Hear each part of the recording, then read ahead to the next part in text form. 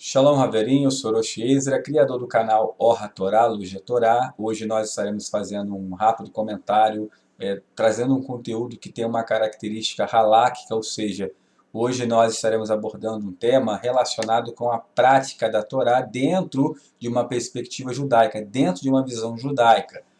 Isso é até curioso, porque quando se fala de prática de Torá, você tem a observância da Torá dentro de parâmetros totalmente diferentes. Você tem a observância da Torá dentro de uma visão judaica, você tem a observância da Torá dentro de uma perspectiva cristã, tendo em vista que há diversos grupos hoje que se intitulam grupos judaicos, né, messiânicos, dentro de uma perspectiva judaica. Porém, a forma de conceituar diversos elementos da Torá e da própria tradição judaica é uma forma bem cristã de se fazer isso.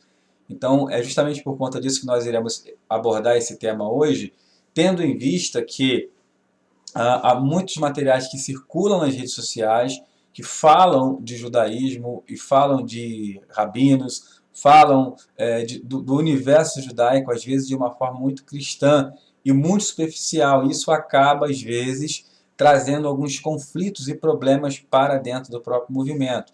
Então, nós às vezes lidamos com essas situações dentro das nossas comunidades. Às vezes as pessoas ouvem esses materiais e trazem isso para nós dentro da comunidade para a gente estar, às vezes, respondendo e esclarecendo, assim como aqueles que também nos acompanham nas redes sociais e que têm um contato mais próximo conosco. Então esse material vem na tentativa de elucidar isso. E qual é a abordagem de hoje? O que nós iremos fazer?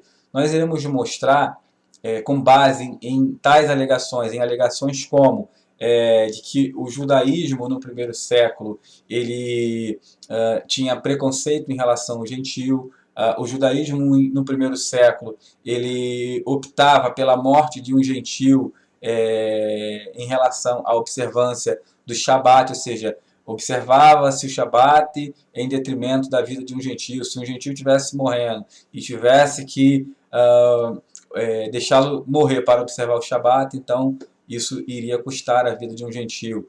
Então eu já vi materiais onde as pessoas falam assim, o Shulchan Aruch ele diz que se um prédio cair em cima de 10 pessoas, sendo que essas 10 pessoas, se forem 9 gentios um judeu, eles vão salvar a vida do judeu e vai deixar os gentios morrendo lá. Então, ou se tiver o entendimento de que todos aqueles que estão soterrados são gentios, não há nenhum esforço, nenhuma tentativa de salvar a vida desses gentios. Isso, na verdade, não é uma verdade isso, né? As pessoas que eu já vi abordando esse tema nas redes sociais abordaram de uma forma muito superficial em todos os ângulos judaicos que podem ser analisados, que podem ser julgados.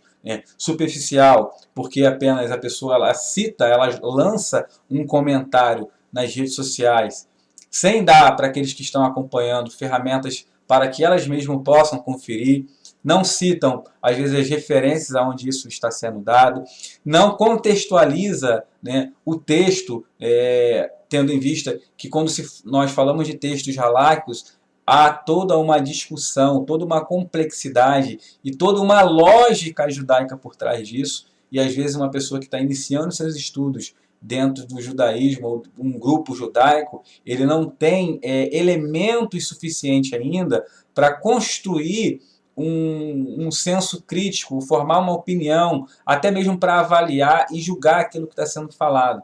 E geralmente essas coisas, quando são ditas, elas são ditas em redes sociais, em grupos de WhatsApp, YouTube, e a maior parte do público às vezes são pessoas que ainda estão até mesmo no cristianismo. Então até uma covardia fazer esse tipo de coisa. Então antes de nós começarmos a mostrar essas fontes e explicarmos um pouquinho sobre ela, eu gostaria de enfatizar nesse material que antes de mais nada, irmãos, de repente você está saindo do cristianismo e se conflita com uma série de informações totalmente duvidosas, informações infundadas, sem referência, sem base judaica de nada, e fica meio que perdido nesse universo e essa confusão de informações que aparece nas redes sociais. Então, E o que é judaísmo de fato? O que é judaísmo? Alguns falam que é uma religião, outros falam que não é religião. E eu costumo dizer que judaísmo não é só religião. Judaísmo, na verdade, é uma educação que você recebe, né, que inicia desde a sua meninice e vai até a sua fase adulta. E quando eu falo de judaísmo ser uma educação, isso implica dizer que você não vai conseguir se tornar judeu do dia para a noite, porque você não vai ser educado em toda a educação judaica em 24 horas. Isso é impossível. É impossível aprender tudo de judaísmo, toda a educação judaica em apenas um dia ou um mês, né? Desconsiderando que um judeu ele é educado dentro de uma perspectiva, dentro de uma educação durante toda a sua vida. Então eu não vou aprender isso da noite para o dia. Eu vou precisar ser orientado, ser instruído. Eu vou precisar, quando eu tenho essa mentalidade de educação, aí eu começo a valorizar os Rahamim, os sábios dentro da tradição, os Rabanim, os rabinos da tradição. Por quê? Porque eles são os responsáveis pela educação. Eles são os nossos educadores. Então, quando não se tem esse entendimento de educação, o que acontece é o que nós vemos nas redes sociais. Pessoas, às vezes, que se dizem judeu, se vestem como judeus, e até mesmo dentro do nosso meio, os netzarim, pessoas que se intitulam como nazarenos, e quando eu falo de nazareno é meio que incongruente, porque quando nós falamos de judaísmo nazareno, nós estamos falando de um movimento judaico autêntico, que segue a tradição. Eram judeus de fato, são judeus. Então, como que eu, sendo judeu, eu vou trabalhar, eu vou desenvolver um projeto, um trabalho, dentro de uma desconstrução judaica? É como se eu estivesse criando o antissemitismo dentro daquilo mesmo que eu estou me propondo a ensinar e a realizar. Então, há pessoas, às vezes, até dentro do movimento Netzarim, que se intitulam judeus, mas que perseguem a tradição, não perdem a oportunidade de estar falando de forma negativa dos Rahamim, dos sábios, dos rabinos, da religião e de literaturas, né? Então, a pessoa ela acaba criando, na verdade, um estigma ruim, e ele só enxerga aquilo que é negativo, e sempre vai haver os prós e os contras. Em todo segmento tem o elemento, às vezes, ruim. Só que eu tenho que saber entender, quando se fala de judaísmo, e quando se fala de Alahá, tradição, Talmud e diversas outras literaturas judaicas, o que eu tenho que entender é que um rabino, um Rav, ele não fala, às vezes, por todo o movimento. Quando você você vê uma discussão dentro do Talmud, e essa discussão você tem um posicionamento um tanto polêmico de um determinado sábio, de um determinado rabino, dali naquela discussão, na tradição, a posição dele, às vezes, não é uma Guemará. A posição dele, às vezes, na maior parte das vezes, não reflete o que é de fato o pensamento e a tradição judaica. Você tem ali um elemento dentro da tradição. E o que acontece, às vezes, por parte dessas pessoas que criticam o judaísmo? Eles pegam, né, um ponto do debate, um ponto da discussão, não pega a conclusão do debate e lança na rede social como se aquilo fosse refletisse todo o pensamento judaico. Então, geralmente, quem faz isso é quem não entende que judaísmo é uma educação, né? Então, o ato dele desvalorizar a tradição, desvalorizar a Torá Shebe'al Peh, desvalorizar os Rahamim, desvalorizar os Rabanim, os rabinos, ou seja, os educadores, os morim, os professores, é justamente porque ele quer construir o trabalho dele, quer se estabelecer como mestre, como erudito de Torá, como um sábio, na desconstrução de outro. Geralmente, a pessoa que faz isso, ele está buscando um reconhecimento. Então, para ter esse reconhecimento, ele precisa, então, trabalhar de uma forma denigrindo a imagem de pessoas de sábios que não estão mais presente entre nós. Apenas suas palavras, a sua sabedoria e a sua Torá, que está conosco nos dias de hoje. Ou seja, estão presentes, mas não mais de uma forma física. Então, gravem bem isso. Então, hoje nós iremos comentar justamente esse tipo de fala. O judaísmo no primeiro século, ele tinha ódio dos gentios, tinha um preconceito, se um prédio caísse em cima de 10 pessoas e essas 10 fossem 9 gentios e um judeu, só salvaria o judeu, se for no sábado só salvaria o judeu, e se tivesse a certeza de que todos que estão ali são gentios, nós não faríamos nada, ou seja, os judeus não fariam nada para salvar aqueles gentios que estavam lá, simplesmente porque era um dia de sábado. Será que realmente a tradição ensina isso? Será que a Torá ensina isso? Então, a primeira referência, antes de citar literaturas halásticas mais modernas que passaram a existir a partir da Idade Média, século 13, 14, 15, como nós temos o Mishneh Torah de Rambam e o Shulchan Aruch de Yosef Karo. Então, antes de citarmos essas literaturas, eu gostaria de entrar com vocês rapidamente em um tratado dentro do Talmud, 2 tratados que eu gostaria de ler, que é o Tratado de Yomá 85a, o esfólio 7. E dentro desse tratado é muito interessante porque nós temos aqui uma das primeiras camadas da tradição. Aqui nesse material ainda não estou citando a Mishnah, eu estou citando só o Talmud, no Tratado de Yomá 85a. E o texto vai dizer assim, a Guemará explica, falar usando o estilo de, escusado será dizer, e a Mishnah deve ser entendida da seguinte forma, ou seja, observe que o tratado no Talmud está dizendo que a Mishnah deve ser entendida dessa forma. Então aqui ele cita a própria Mishnah. Escusado será dizer que no caso em que é incerto se ele está lá ou não, remova-se os detritos, uma vez que se ele está lá e está vivo, é preciso limpar os escombros. Mas mesmo que não haja certeza se ele está vivo ou morto, é preciso limpar os escombros. E nem é preciso dizer, quando há incerteza se ele está vivo ou morto, mas é certo que ele é um judeu, é preciso limpar os escombros.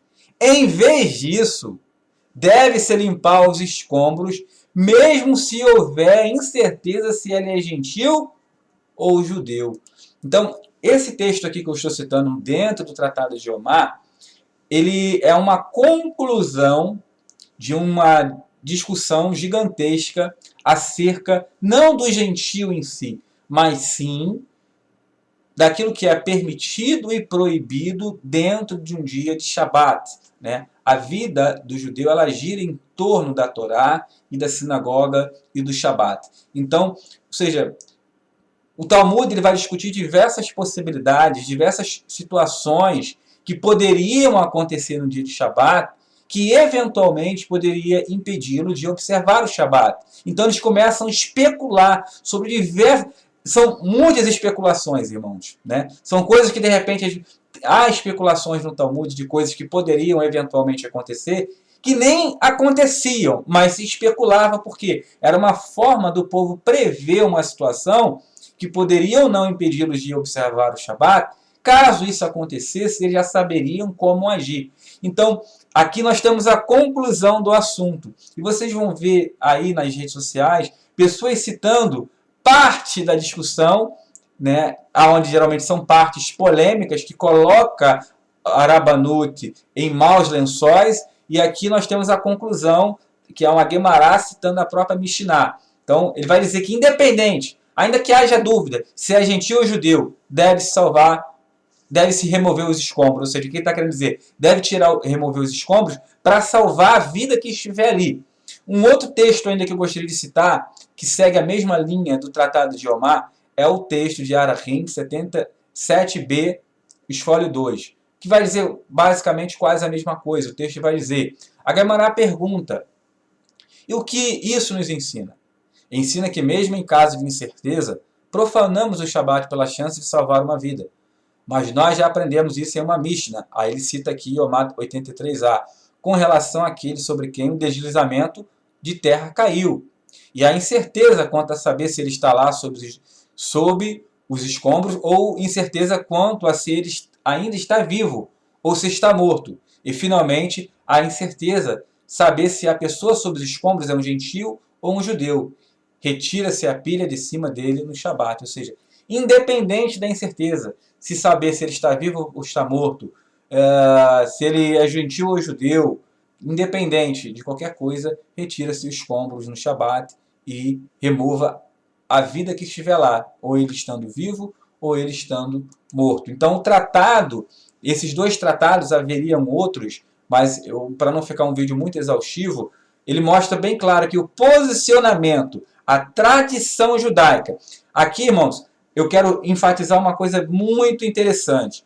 Por mais que os escritos nazarenos mostrem um comportamento da elite religiosa no primeiro século, onde Yeshua frequentemente estava ali criticando, contestando e condenando eles pelas ações, vale lembrar que a postura religiosa dessa elite, ela não refletia a tradição.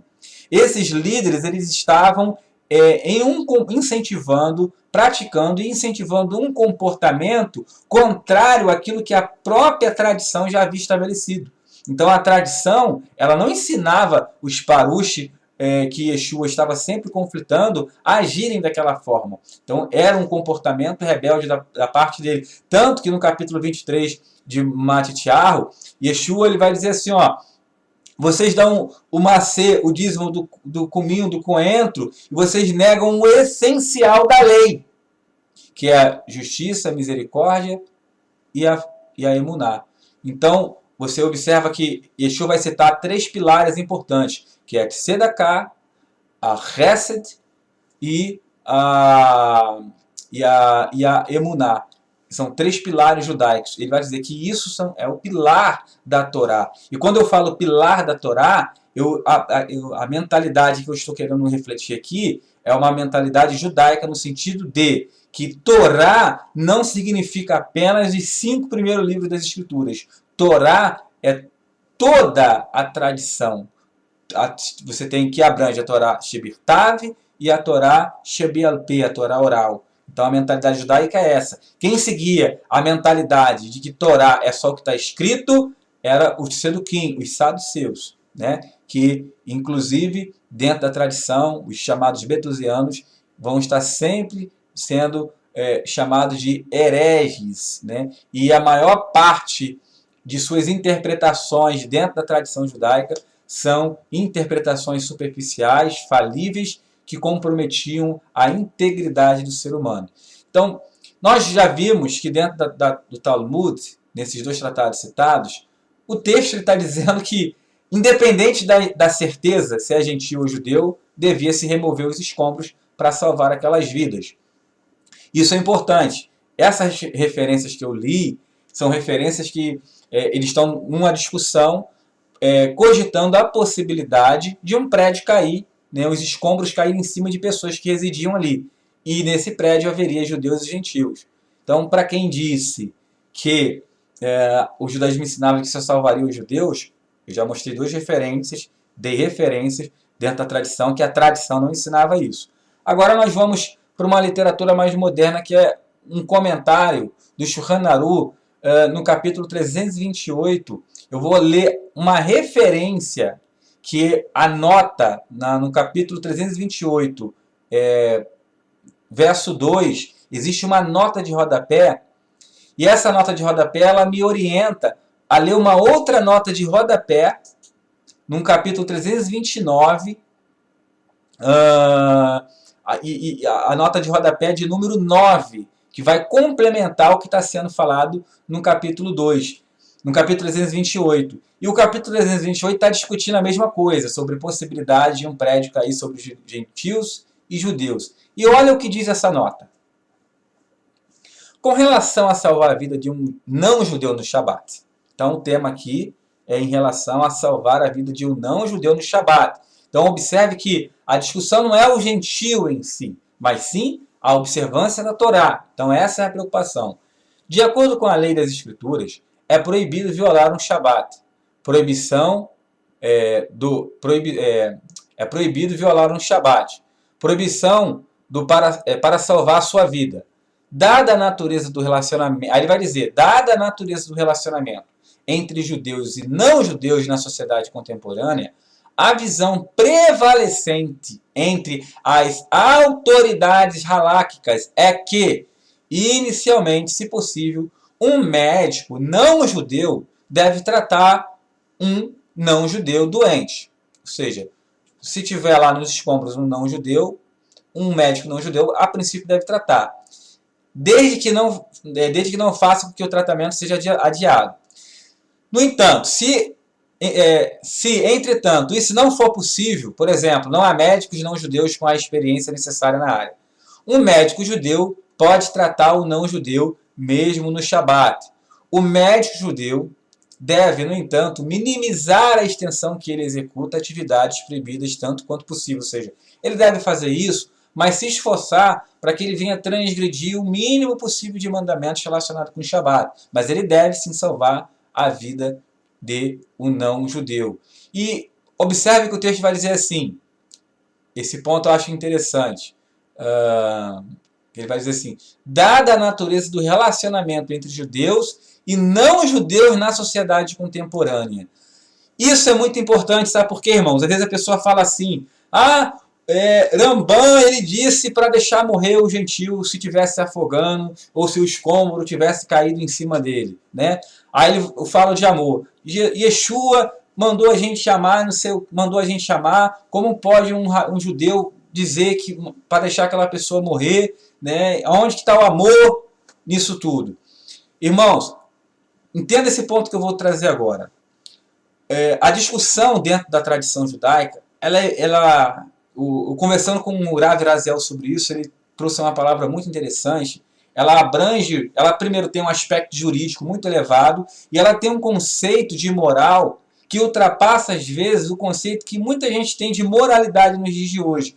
E o que está em jogo ali, o que nós devemos entender, aqui eu coloco as minhas palavras, o que nós devemos entender para tentar, pelo menos, compreender um pouquinho do que está sendo discutido dentro da tradição é o seguinte: a vida de um judeu, ela não é tão simples e tão fácil como a vida de um brasileiro, né, conforme é o nosso caso, residente aqui no Brasil, que vive dentro de uma cultura, às vezes, uma cultura ocidental, e que às vezes a pessoa não tem responsabilidade nenhuma com uma vida religiosa. Todas as ações, todos os atos de um judeu, eles são regulados pela lei judaica. Ou seja, tudo que um judeu faz tem um amparo legal, tem um amparo jurídico. Ele é ordenado a fazer legalmente, né, aquela ação. Então, essas ações elas vão desde você dormir até você acordar. Isso é judaísmo. Às vezes eu vejo pessoas falando assim, eu pratico judaísmo. A coisa é bem complicada, não é tão simples assim. Então, quando você dorme, existe uma forma judaica de você dormir. Quando você acorda, existe uma forma judaica de você acordar. Quando você levanta, existe uma forma judaica orientada por lei de você levantar. Quando você bebe água, quando você come, quando você coloca o calçado, quando você vai no banheiro, quando você sai, quando você vai viajar, quando você vai pegar condução, tudo existe uma forma judaica de se fazer. E tudo é discutido em lei judaica. Tudo é orientado pela lei judaica. Para você entender melhor do que eu estou falando, dentro de um aspecto geral, um brasileiro ele não é obrigado pela força da lei a fazer determinadas coisas. Ninguém é obrigado por lei, obrigado pela lei, pela força da lei, a fazer algumas coisas, né? Mas uma pessoa que exerce uma atividade pública, todas as ações dessa pessoa que exerce uma atividade pública é regulada por lei. Existe um direito, que é o chamado direito administrativo, que vai regular os atos administrativos daquele que exerce uma atividade pública. Então a pessoa ela não tem liberdade, aquele que exerce uma atividade pública, ele não tem a liberdade que um cidadão comum no Brasil ele tem. Então ele tem que seguir uma orientação jurídica. Um exemplo disso, nós tivemos aí em 2015, 2016, quando tivemos o impeachment da então presidente Dilma Rousseff, né? E o impeachment dela foi por quê? Porque ela não seguiu esses atos administrativos e ela então foi enquadrada em improbidade administrativa. Quando um presidente, um governador, ele é eleito, ele precisa seguir algumas recomendações jurídicas. Ele tem que apresentar o PPA, Projeto Plurianual, a LOA, Leis de Diretrizes Orçamentárias. Se ele não fizer essas coisas, a LDO, a LOA, a PPA, são projetos orçamentários, projetos de trabalho que ele vai apresentar no plano de governo dele. Isso vai para o Congresso, vai para a Câmara, vai para o Senado, ou seja, vai para o Congresso Nacional, necessita de aprovação, depois volta. Ele não tem a liberdade de fazer e gastar aquilo que ele achar que deve gastar no governo dele. E assim acontece com todo aquele que exerce uma atividade pública. A vida do judeu é mais ou menos assim. Tudo que um judeu faz, existe lá um ponto na lei judaica que ele deve fazer. Seja ela relacionada com o Shabat ou não. No Shabat existe mais mitzvot, mais compromissos com a Torá, com a lei, a serem observados. Mas toda a vida do judeu ela é regulada, né, pela Torá.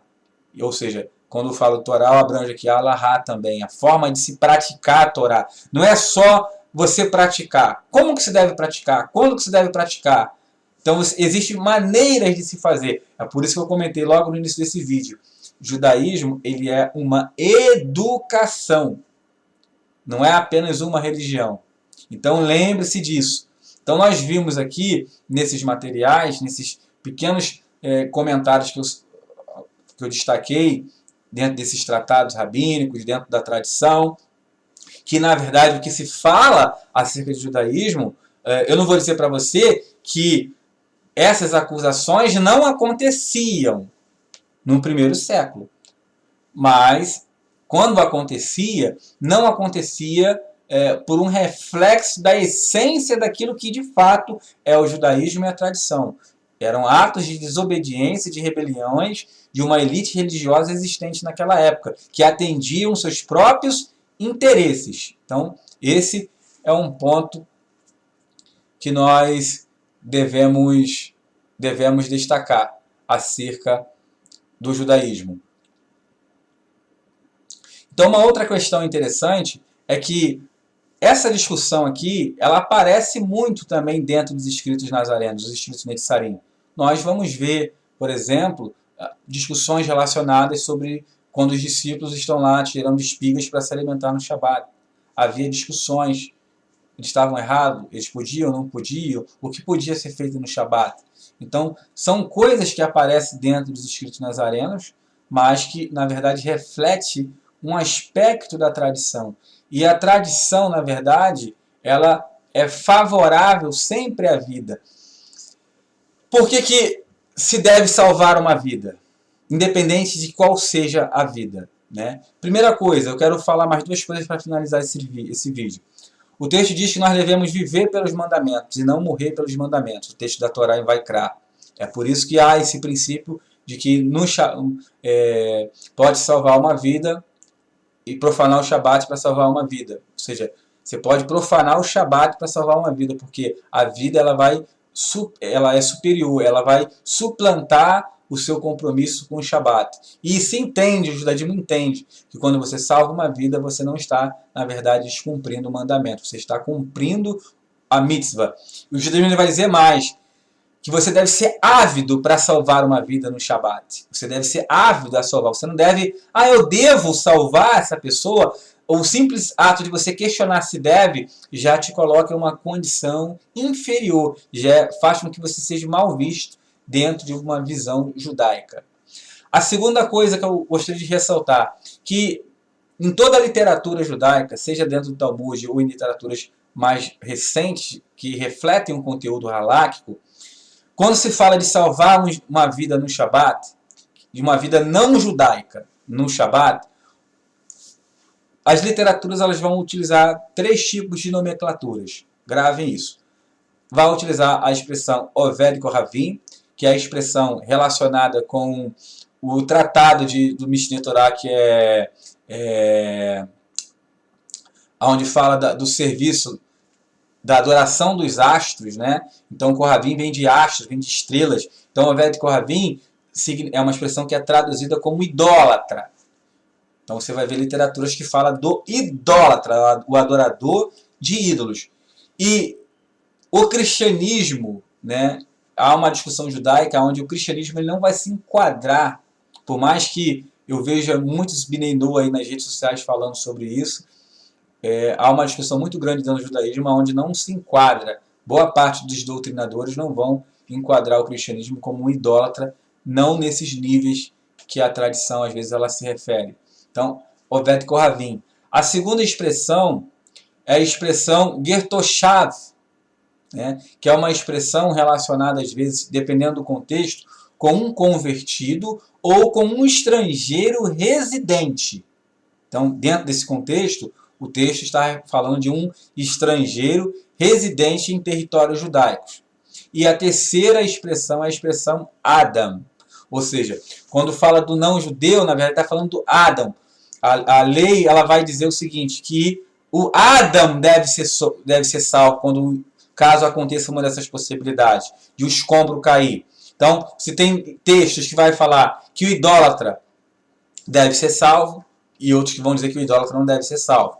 Você tem texto que vai dizer que o Gertoshav deve ser salvo, ou se o Gertoshav não deve ser salvo, o estrangeiro residente. E você tem textos que vai dizer que o Adam, ou seja, ele não vai classificar se é judeu ou não judeu, ele vai falar do homem generalizado, ou seja, seguindo a lógica que nós estamos lendo aqui, dentro do capítulo, a nota 2 que nós lemos, a nota de rodapé do Shulchan Aruch 338, 2, então existe uma nota, a nota de rodapé de número 9.